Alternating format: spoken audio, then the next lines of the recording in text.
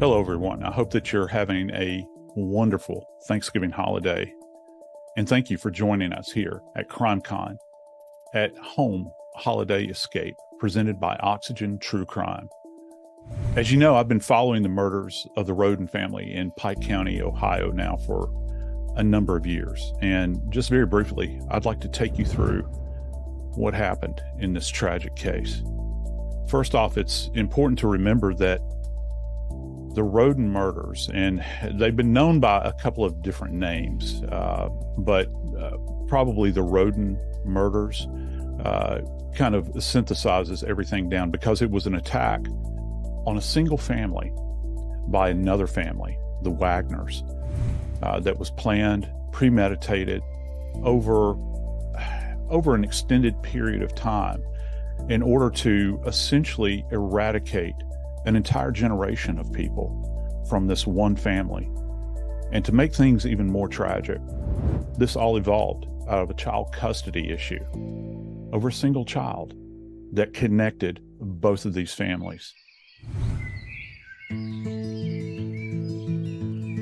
The Rhodens and the Wagners both lived in an isolated area, southern Ohio. It's literally rural Appalachia. It's beautiful countryside, bucolic, green rolling hills, rivers and streams. And for as much beauty as exists in that location, there's one thing that many people don't have much of, and that's money. It's a hard scrabble living. It's a location where individuals have to do what they have to do for their families. Sometimes they can do that legally, and sometimes they have to go outside the law in order to earn a living. The Rhoden murders, or as they've also been known, the Pike County Massacre, involved everything from illegal drugs to cockfighting, to anger, jealousy, rage. So on the morning of April 22nd, 2016, in an area of Pike County, Ohio, that is essentially unincorporated. I heard people say, as pretty as the place is, you almost had to pipe in sunshine because of the nature of the isolation that everybody lived in. That morning on April 22nd, family members began to worry about where the extended Rhoden family was. They had not gotten up, gone to jobs. They were not responding to phone calls. And when one family member visited the home of Dana Rhoden, they walked in and they discovered something that extended beyond anything that most of us could ever imagine. In the home of Dana Rhoden, they discovered her dead back in her back bedroom. And that set in motion one of the largest homicide investigations in the history of the state of Ohio, because it wasn't just Dana that died that night in her home. It was 8 others. And what makes this particularly interesting and complex is the fact that all of these homicides took place in one night in 4 different locations in an area so isolated that there had to be more than one person conducting these executions. And make no mistake, that's what they are. As these crimes began to unfold and begin to be examined, some interesting things came to light relative to the thoughts of locals as well as the local police departments that were involved in this investigation. At first, it was put forward that perhaps a drug cartel had come in and eradicated the entire family. But here's the problem. The entire family wasn't eradicated. There were 3 small children that were left alive. As a matter of fact, there was a newborn child that was left adjacent to his deceased mother's body and seemingly placed immediately adjacent to her exposed breast so that that child could nurse during the night after its mother had been executed. This led the authorities on a wild ride, and The ride to this day is still going on. As a forensic scientist, it gave me pause when I suddenly began to appreciate the expanse of what the police were having to do here. Just when you take a look, for instance, simply at the drone footage of the scene, you have interconnected properties that extend yards and yards off of the little road that some of these homes were positioned on. And there are old rusted out cars all on these properties. You had multiple outbuildings that apparently had surveillance equipment hooked up to them, and later found out that the hard drives were missing out of one in particular, which goes to the idea of planning in this particular case. The volume of evidence that was going to have to be considered in this case was something that at that moment in time, the police, I don't think, knew what they had to do. But here is one other point relative to this case that makes it stand out among all others that I've ever covered in the media. And it's the fact that each one of these scenes took place in a mobile home. Now, there are 4 of these movable homes. Amazingly, each one of these homes was removed from their initial setting on the properties where these homicides took place.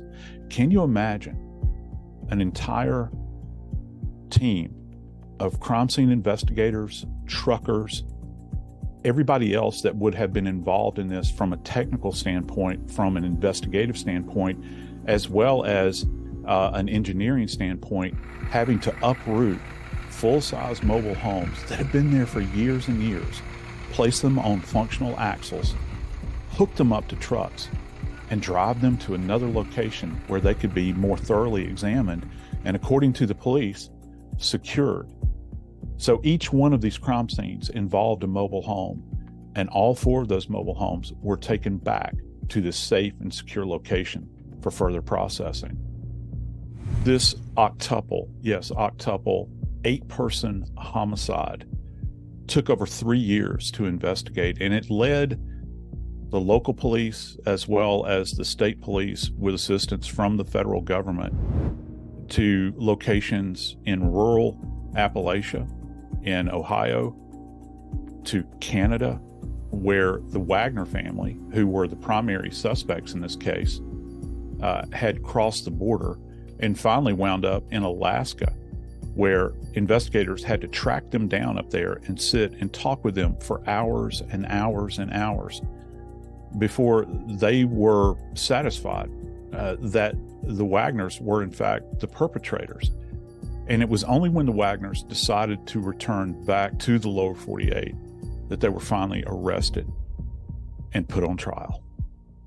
In all my years as a forensic scientist and medical legal death investigator in 2 major cities in the United States, I don't ever recall working a case that was not just so detailed and complicated, complex, but I to the best of my recollection, I don't recall anything that was quite as gruesome or heartbreaking as this case was.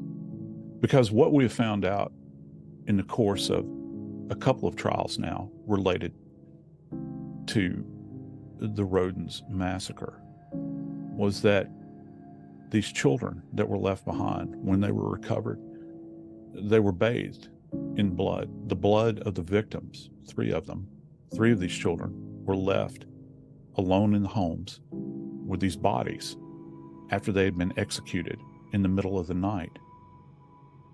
It's hard to take the measure of it because this is the largest crime scene investigation in the history of Ohio homicide investigations. And in addition to that, they had to deal with 4 crime scenes over the course of one night. You had 8 victims, 4 locations, 3 babies left alive at the scene.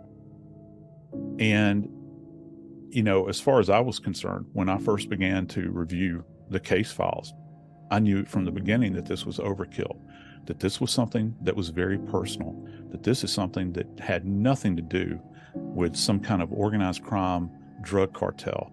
This was something that was very, very personal. At this point, there's still one more trial left to go. And hopefully, at the conclusion of that trial, the Rodens and all of their family members will receive the justice that they so richly deserve. There's so much more to this tragic tale. I hope that you'll join me tonight for the world premiere of the Pike County Murders, a family massacre, on the Oxygen Network. It's a 3-part docuseries.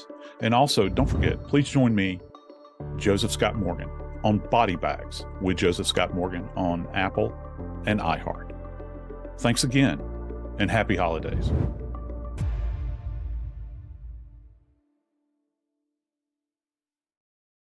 I think my brother-in-law's dead. There's blood all over the house. Who could have killed 8 family members in one night? 4 crime scenes, no DNA, no witnesses.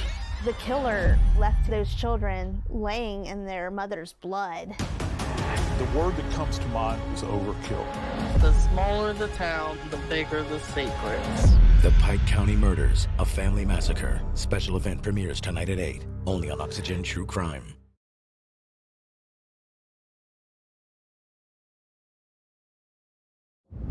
Hi everyone, thank you for joining CrimeCon at Home, Holiday Escape. I'm Angelene Hartman from the National Center for Missing and Exploited Children. I hope everyone out there had a great Thanksgiving, and I'm still full. I know I ate too much like I do every year, but either way, I hope you had a good holiday. Now, here at the National Center, we know that the holidays can be a tough time for the families we work with. I want to take this opportunity to share a few cases that could really use your help. The first one is Raymond Green. He was a baby who was just 5 days old when he was abducted. If you were at CrimeCon in Las Vegas, you may remember his story. I did a session with Raymond's mother, Donna Green. She's an incredible woman who's been through a lot, trying to find her son. And I know it was so good for her to share her story with all of you at CrimeCon because you guys really let her know that you do care and are willing to help her find Raymond. I mean, she even got a standing ovation at the end of this. So, Raymond's story starts like this. He was born on November 1st, 1978 at Grady Memorial Hospital in Atlanta, Georgia. At the hospital, Donna met a woman who said she was there because her sister had just given birth. Now, this woman told Donna that her name was Lisa Morris. Now, Donna says that Lisa was friendly and they had several conversations while Donna was there. And then a few days later, that same woman showed up at Donna's home. Now, that visit seemed fine and the woman was there for a while. And then at some point, the woman offered to let Donna take care of business. You know how it is. Like when you're with a new mom, you say, hey, go ahead, take a nap. I got the baby, right? Well, Donna decided to jump in the shower and this woman, Lisa, said she would take care of the baby. Donna's brother was also home at the time, and Donna, asked her brother to keep an eye on the baby too. And so that happens, and then after a little while, Donna comes back downstairs, and what do you think happened? Both the woman and the baby were gone. Just like that. So according to Donna's brother, this Lisa woman picked up Raymond after he started crying and walked around and then eventually was at the front door and walked out the front door. And she never came back. That was 45 years ago. Now, Donna just held an event in Atlanta to mark the 45 years since he's been missing, and she says she knows she's going to find him out there. And one of the hardest things to hear about this case, every time I talk about it, it shocks people, is when I tell them that Donna never had a photo of Raymond. Imagine that, a mom who never had a photo of her baby. Now, the early sketches you see of Raymond and the abductor were created from Donna's memory.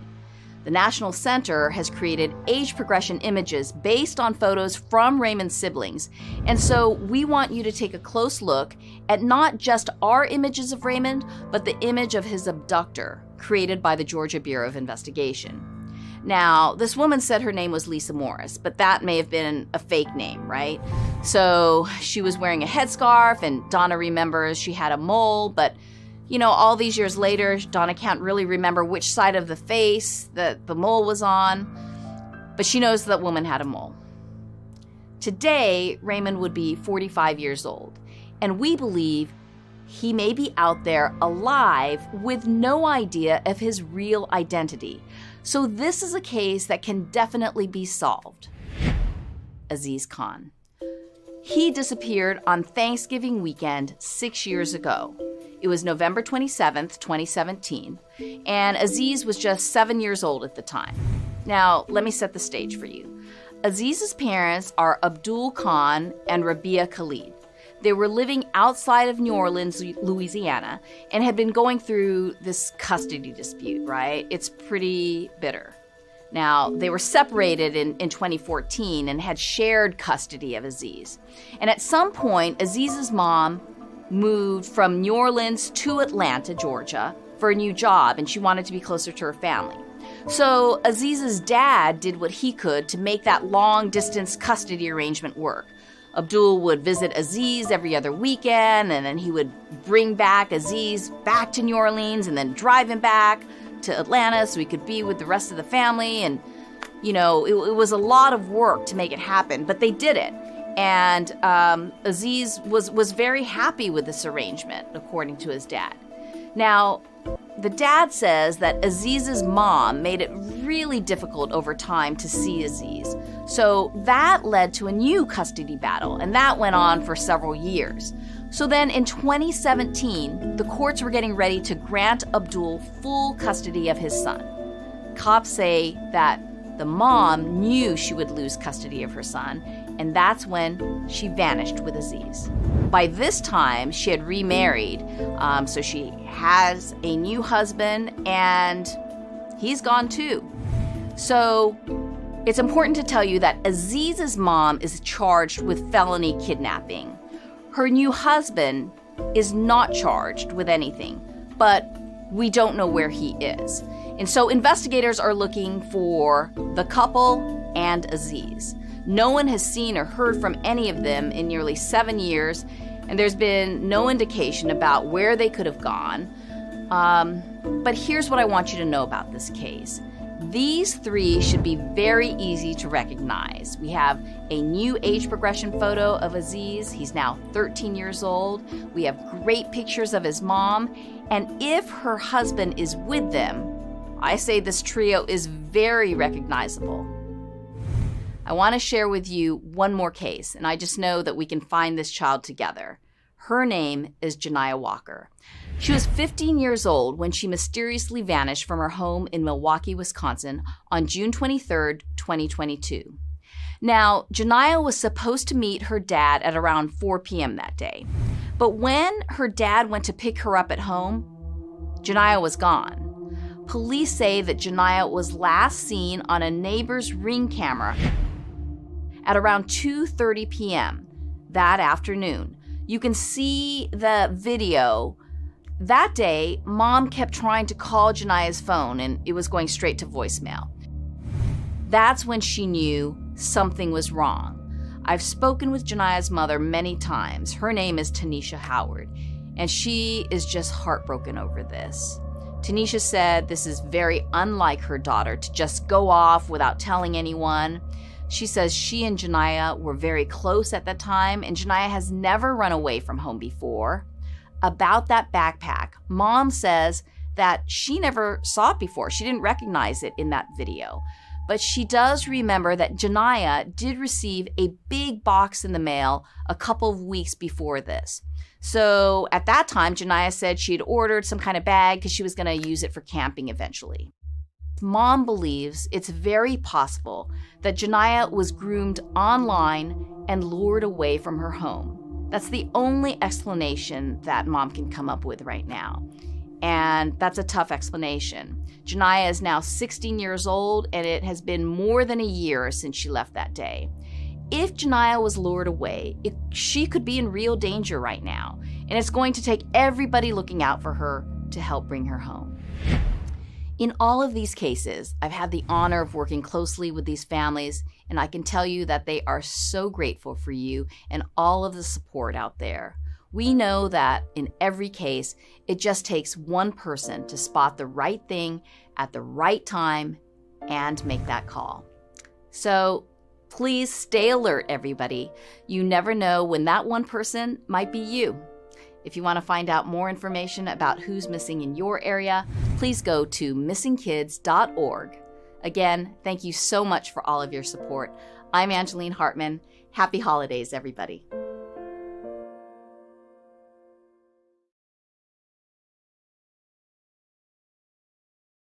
I want to see my daughter. That's not possible. Why? I'm a danger?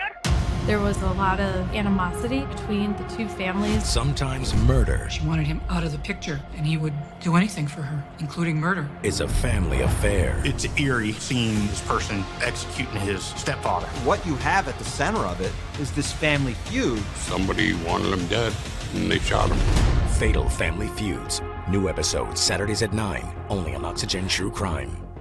It's beautiful on the outside, but there is a dark underbelly in Los Angeles. Every Friday, the City of Angels. You talk about 4 million people hoping to get their shot. Has its demons. Crime in Los Angeles was off the hook. She went to the Hollywood Hills for an audition, and she hasn't returned. Drugs, money, the party scene. There were just so many serial killers. The Real Murders of Los Angeles. New episodes Fridays at 9, only on Oxygen True Crime. You can't make this up, okay? Sundays. It's tough to kind of think about the last time you see someone. The investigation begins. Last time I saw her was when she walked out the door. I texted asking if she was okay, and she never texted back. With her last encounter. We were able to go look at the security footage. She's smiling, she's laughing. I wanted to pull her off the screen and take her home. Final moments. New episodes Sundays at 7, only on Oxygen True Crime. They had money, the nice cars, the furs, the jewelry. They lived in this beautiful home in a high-rent zip code. You could tell there was problems. He had woken up one night and Lisa was pointing a gun at his head. We had a kidnapping and we had a murder. I did not kill my husband. I'm not that kind of person. Snapped. New episodes Sundays at 6, only on Oxygen True Crime. His behavior was escalating. She was acutely aware of the danger in front of her. Every Wednesday. And to think that he could actually shoot her in the head. The word disturbing doesn't begin to describe what we heard. The best team in true crime is back. What are the odds that that person who was missing is still alive? Re-examining their most notable cases. Did you want her dead? No. Why would I want her dead? I don't know how remorse is supposed to look, but I don't think I've seen it. Dateline Unforgettable. New episodes Wednesdays at 8, only on Oxygen True Crime.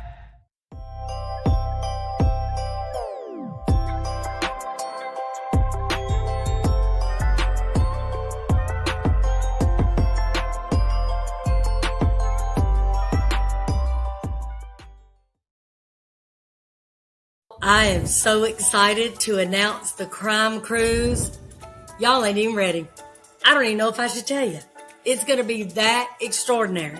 Y'all need to sit down. Y'all might need to hold on to something. It's that incredible. We are going to be aboard the Royal Caribbean Independence of the Seas, November 2nd through the 7th. Are y'all ready? We are going somewhere I've never been in my whole life. A private island in Haiti. And from there, we are going to go to Falmouth, Jamaica. I don't even know what to do with myself. And not only are we going to be on a private island on this beautiful ship, and then Jamaica, we got, y'all know who?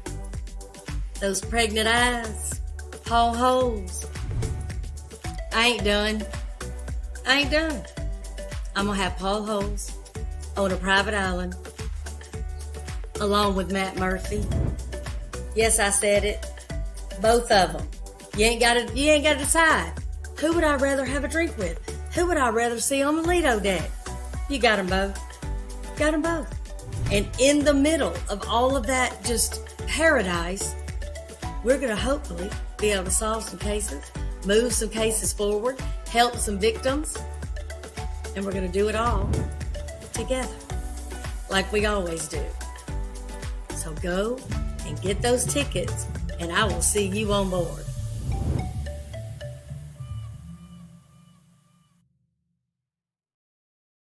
When a murder happens and the investigation starts to wrap up and conclude and charges are being filed, that's just the beginning of what's required to get that case ready to go to trial. What Kelly did, recreating her take on what happened, was genius. It was courtroom theater. My name is Kelly Siegler, and I am involved with this new show called Prosecuting Evil on Oxygen True Crime.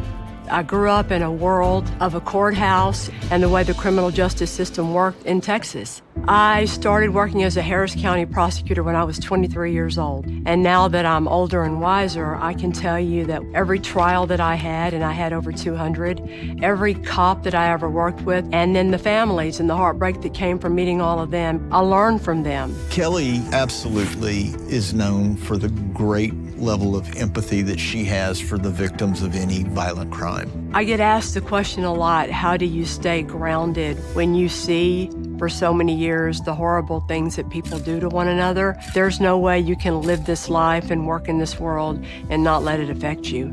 If it doesn't make you harder and more scared and more aware, then I think there's something wrong with you. It's got to change you. That's not a stab like this, like you're mad, like you're afraid, like you can't stop. It would only take one juror to say, I'm not convinced beyond a reasonable doubt. But Kelly Siegler doesn't back down. She wouldn't back down to the devil himself. When you're a prosecutor, your job is to seek justice. It feels so funny to look at all this stuff because it was such a part of my life 20 years ago. And all of these things are such an important part of the story.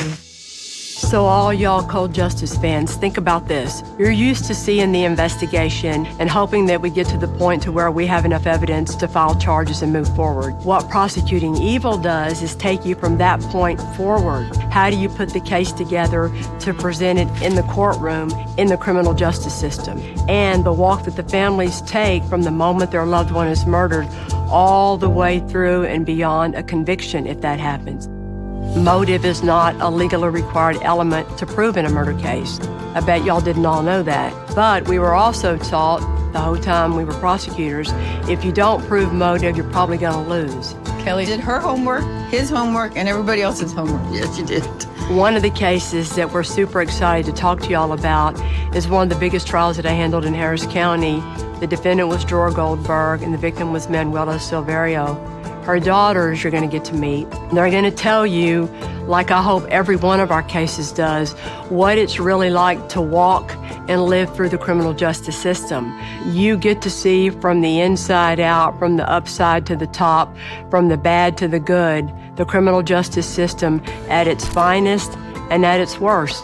Then we hear $20,000 to get him out, and we were livid. I was really surprised that this was allowed to happen after all the difficulty we had in locating him. And these prosecutors from the other counties in Texas that you're going to get to see, they are the best. So when you get to hear what they talked about as far as how they prepared these cases to go to trial, all these cool pieces of the story, and all the very stressful moments that we had that no one's ever talked about, those are the things that are going to make you really want to watch Prosecuting Evil, I promise. And now, a sneak peek of Prosecuting Evil with Kelly Siegler. Oh, I looked the devil in the eye. A mysterious man walks into a family-owned Houston wig shop on the busiest shopping day of the year and stabs 3 people in broad daylight for reasons that nobody can understand. Manny Silverio, a longtime employee at the wig shop, was murdered that day. The owners of the wig shop, Roland and Roberta Ingrando, were seriously injured, and their lives were forever changed.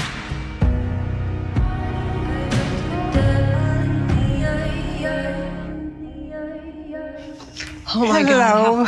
How are you? Fine, thank you. So look long beautiful. to see you. Ooh. Oh, You look gorgeous. So do you. You look just the same. Thank you. 24 years went by. Almost 25. 25 almost, yeah. Wow. So the trial was in 2000. Like yesterday. Isn't it? Every night I think about. You want to talk about it? It's okay? That's okay. I might cry, but... That's all right. I'm crying too. It was Friday the 27th of November. I decided to close early. So I went to go and lock the door. But he was faster than me. He barged in so fast. And Manny was there. She said, "You must be joking." I didn't even know he had a knife. I have the money in the drawer. I said, "You want the money here?" So weird. But wanted no money. Manny so screamed. She screamed one scream. Manny slipped as he ran away, but in 2 steps, he got it. He did it like this to slice. I don't know what I did. Yeah, I don't know.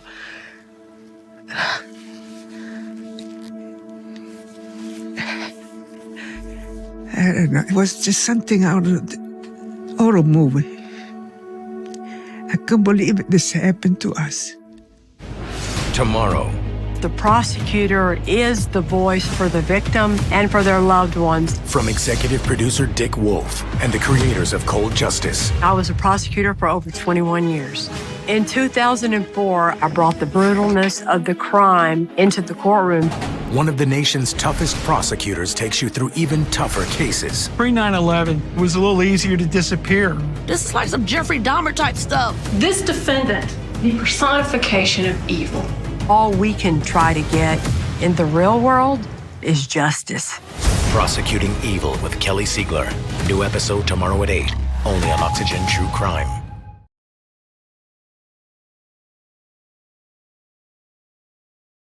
Hello, all you beautiful CrimeCon attendees. I am Bob Mata, host of the True Crime podcast, Defense Diaries, and I am here, number one, to wish you guys a happy Thanksgiving. I hope you had a day filled with family, friends, love, and of course, delicious food. And I hope that you got all your Black Friday deals today that you were looking for.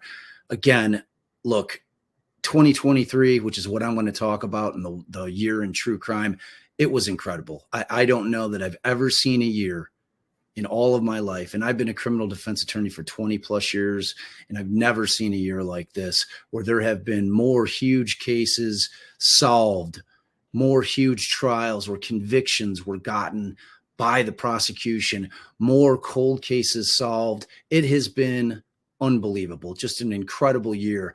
So incredible that there's no way in the time that I've been allotted that I would be able to discuss everything that I would love to. So I'm just going to have to focus on what I consider to be the highlights for me of this incredible year in true crime. And look, the only thing that all of us care about in this true crime community is getting justice for the victims and their families. And the fact of the matter is, watching that process take place, watching it unfold is fascinating. It's why we do it. It's why we engage. It's because we want to know and we want to help when we can. So look, you have to start with Alec Murdaugh. That trial was unbelievable. The thing went on for weeks and weeks and weeks. Creighton Waters and his team did an amazing job putting that case together and ultimately getting justice for both Paul and Maggie, whose lives were stolen by Alec Murdaugh. So he ends up going down on a massive conviction, and they're not done with him. They're coming after him now for all the financial crimes with respect to the client's money that he had stolen. So I'm looking forward to that trial if he doesn't plead out. But that was the first bell ringer in 2023. And then that was followed up by the explosive Lori Vallow case, who of course was convicted, and justice was served to both JJ, her son, and Tylee, her daughter, as well as Tammy Daybell, for conspiracy to commit murder, as all three of them received justice in an explosive trial, really, which wasn't televised, but they did give us the audio for it. It was so fascinating in so many respects, just to try to understand how warped and twisted Lori Vallow was, and for the prosecution to weave their way through that case, where it was all really circumstantial against her, but they were able to put together an incredibly solid case. and secure the convictions that serve justice for everybody that deserved it in that case. So that was an amazing case as well. We then have 2 active cases that have not gone to trial, which are both huge cases in the true crime world. We've got Abigail Williams and Liberty German in the Delphi case, where the arrest of Richard Allen took place last October. That case has gone completely off the rails procedurally. It is like no case that I've seen in recent memory in terms of what has been going on, not even getting to the guilt or innocence phase. We're just talking about getting to trial, and I have never seen anything like it. I am closely following that case because, again, at the end of the day, all I care about is getting justice for Abby and Libby in that case, and that can only happen if, number one, they have the right person or persons in the case, and if they do, that person gets a fair trial. Otherwise, the family will be subjected, more than likely, to another trial where they have to go through this nightmare again. We want to get it. We have to get it right the first time. So that case is in the middle of it all, as is the tragic Idaho 4 case, where we were seeking justice for those 4 beautiful kids. And at this point, the defendant in that case has been fighting tooth and nail through his attorney, Ann Taylor. That case is far, far away from going. I'd predict 2.5 years from going to trial. And it has been hard fought. And it is a case that will be massively consumed by all of us because all of us want to see justice for the kids. And it's just going to be one of those trials that's going to be a can't miss because it's got every element that you look for in a trial. So keep your eye out for that. Like I said, I don't think we're going to get that in this year. And I don't think we may get it towards the end of next year, like the end of next year, but I don't think that we're going to get it this year, but we'll see. In terms of what's going to go on with that, I predict that there will be tons of motion work in the coming months. So keep your eyes out for that. It'll be fascinating as well. We did get another massive conviction in Charlie Adelson's case, where we were seeking justice for Dan Markell. Obviously, that was an amazing case. Another tough circumstantial case. The state did an amazing job putting it together because there was no smoking gun evidence per se. It was all circumstantial evidence, and they did a masterful job presenting that case to the jury because Dan Markell, father of 2, was viciously murdered outside of his home, and they didn't know who did it initially. They end up finding out that there was a hit that was put in place. The 3 people that were directly responsible have all either been convicted or pled out. And then there was Charlie. They were looking for the masterminds. And so they just got a conviction on Charlie. And just last week, Donna Adelson, the mom, the puppet master, was just arrested and charged with the exact same things that Charlie was. So look for that trial to happen as the fight for Ruth Markell and her son continues, as they continue to try to get justice for the entire family and for Dan Markell. So I think that's going to have to do it. I wish I could talk to you all day, but I've run out of time. I hope that we see you all in Nashville this year. It's an amazing event. If you haven't been to it, make sure that you come because you will be blown away at the amount of amazing people and talent there that just love the same things that you love, and that is true crime and talking about it, and all of us trying to understand why all these awful things in the world happen, and all of us seeking to get justice together. So looking forward to seeing you in Nashville, and have wonderful holidays. Talk to you later.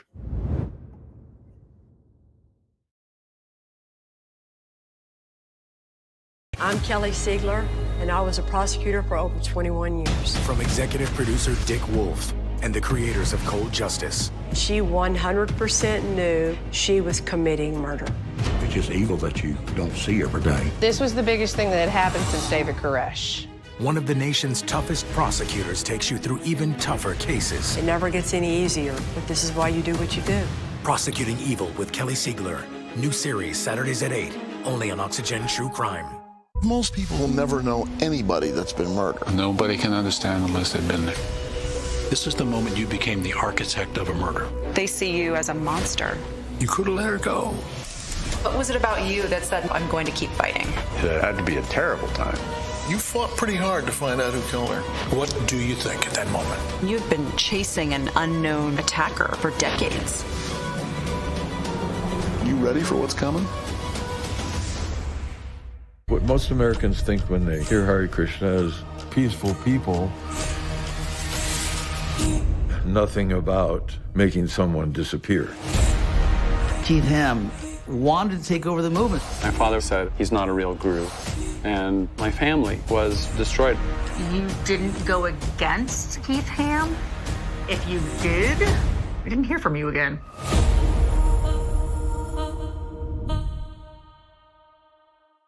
Gripping cases, captivating stories, exceptional journalists. This is Oxygen True Crime. It's just evil that you don't see every day. I lost my best friend, and I'll never be the same because of that day. She was ambushed in her driveway. With our commitment, our passion, and our drive, you can't stop us. We live and breathe true crime.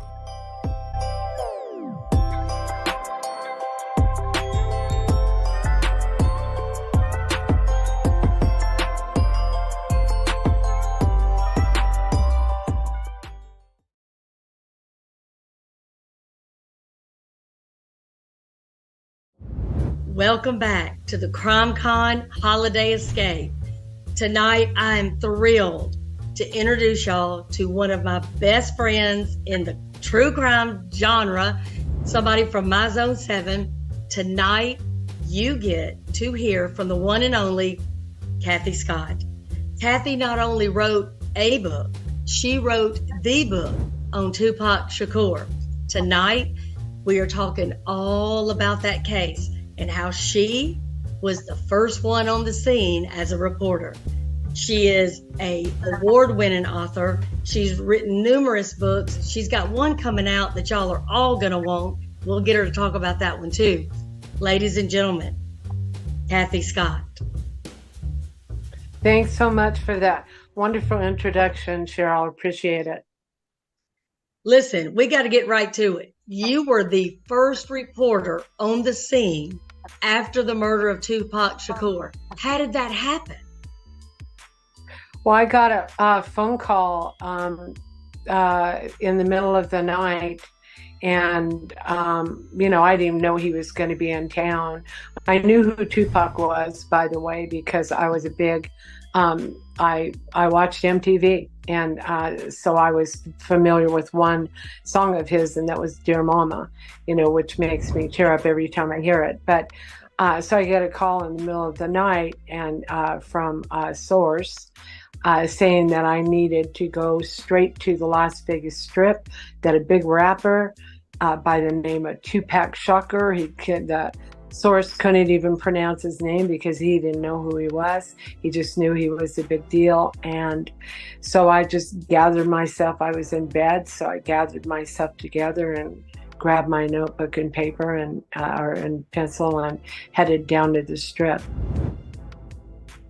Now, where the vehicle was is not where the shooting occurred, and we call that a rolling crime scene. Tell us about that.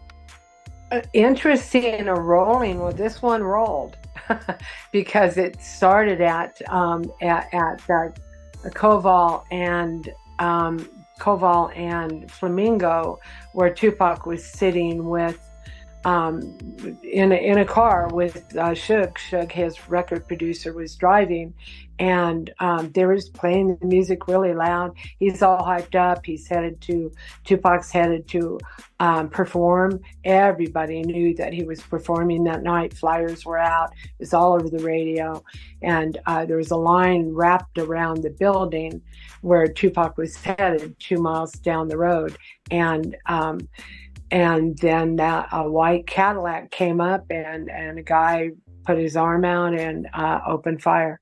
One thing that sticks out for me is some of our conversations were just common sense. Like, you've got somebody that physically was in an altercation with him. You cannot ignore that person. Yeah, 2 + 2 = 4. I mean, you need motive, opportunity, and means, as you well know, and Yep. All three were there to commit a crime. So the So the motive was Tupac and Suge. They were coming out of the MGM Grand after watching the Mike Tyson and Bruce Seldon fight. And there at the elevator bank was a kid out of Compton, gangbanger. And Trayvon and Tupac's entourage, they were all coming back. Well, Orlando didn't have a ticket, so he's waiting for his homies, his little gangbangers out of South Central, waiting for him. And Trayvon, who was with Tupac, says, "Hey, that's little Orlando Anderson from Southside. He stole my necklace." And they just started beating up on him. But again, when you're looking at the victimology and you're looking at the totality of somebody's life, the fact that he was in the ballet, the Nutcracker, as the Mouse King, and then his raps were actually poetry, that he started writing poetry. When you were researching the book, what other things did you find out about Tupac Shakur that shocked you? That he basically was on his own. His mother was a crackhead. And, in high school, he just had a hunger for books. And he, he wanted to be somebody. His mother would have her electricity shut off because she couldn't pay the bill. And he would go out and under the streetlights, he would read or he would write poetry. And he read Machiavelli. That was his favorite book. But he was hungry for information and he wanted to learn, and he was self-made in that respect and came up from his bootstraps in the worst possible conditions. And I think that's why there is so much interest in his murder, and why when finally someone in the car who was a suspect and participated in the intent to kill him or to shoot him, to do harm to him, when someone is arrested 27 years later, it just lit up worldwide. And don't you think it's ironic that somebody's going to write a book and it's basically a confession and he doesn't realize that's going to be used against him in any way? You can't fix stupid. And the other thing he did is Keefe D. He was Orlando Anderson's uncle, and he lived in Compton. He grew up in Compton, and he's a gangbanger. He's a lifetime career gang member. So what does he do? He returns to the scene of the crime and he moves to Las Vegas. So that means that they probably had him under surveillance the second he came into town. I mean, they picked him up, taking a walk with his dog. That was after they'd already indicted him. So it's like, dude, you're being watched. So why in the world would he move there? Because it would have been harder, as you know, because Las Vegas, Clark County, which is the county of court of record, they would have had to have the LAPD and LA. They would have had to extradite him from LA. So he really made it much easier for them to get him. Absolutely. Tell everybody the book you're working on.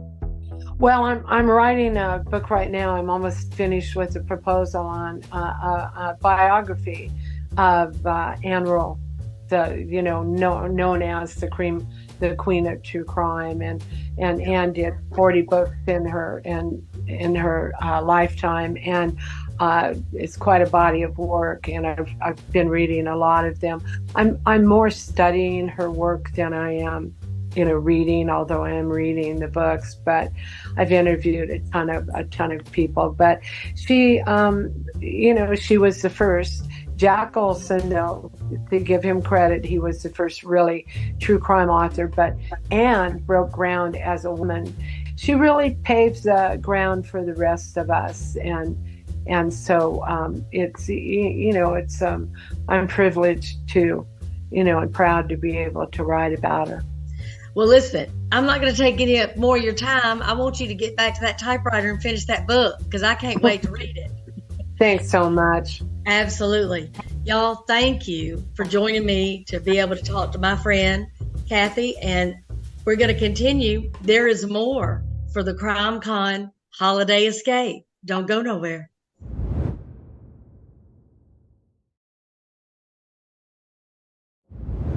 Hi everyone, I'm crime reporter and Crime HQ's Olivia LaVoice and the host and creator of the new podcast, The Bakersfield 3, which is the podcast we're featuring for Crime HQ's brand new podcast club. Think of the podcast club like a traditional book club, but for podcasts. Together, we'll all listen to a new podcast over the course of a few weeks.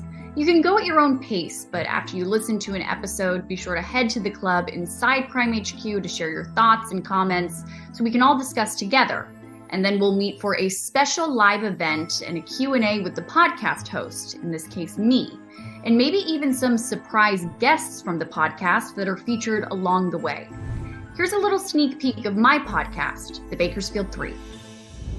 The first to go missing was Micah. I need to get an officer out to my house. There's a woman that will not stop coming in my house. What is your name? My name is Micah, M-I-C-A-H. 2 weeks after his disappearance, his friend James was murdered. He was scared because he knew who shot him. And 2 weeks after that, their friend Bailey seemingly vanished. She is legitimately missing, like gone off the face of this earth. These three people knew each other, and they're all either, at this point, dead or missing. Their three mothers began connecting the dots. We had no proof of anything. We just knew they were gone. Oh my God, this is bigger than we thought it was. What was uncovered was more devastating than anyone could have ever imagined. It's one of the few times in my career where I've been warned, hey, you don't want to dig too deep on this one. Murder, conspiracy to commit murder, torture, kidnapping. They lived in a very great neighborhood. Beautiful homes, nice people. That kind of stuff doesn't happen here. Oh, yes, it does. There's something big about what's going on. There's something crazy about this case. Just somebody tell me where they are, and we will go get them.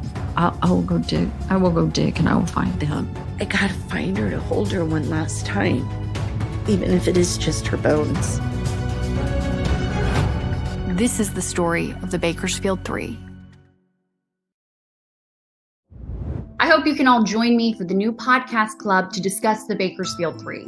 Unfortunately, this concludes CrimeCon at Home Holiday Escape presented by Oxygen. Thank you all so much for joining us tonight, and we hope to see everyone next year, whether it be in Nashville for CrimeCon, May 31st through June 2nd, or on the high seas abroad, Crime Cruise, from November 2nd to the 7th. I'll see you in Crime HQ's Podcast Club. Good night and happy holidays.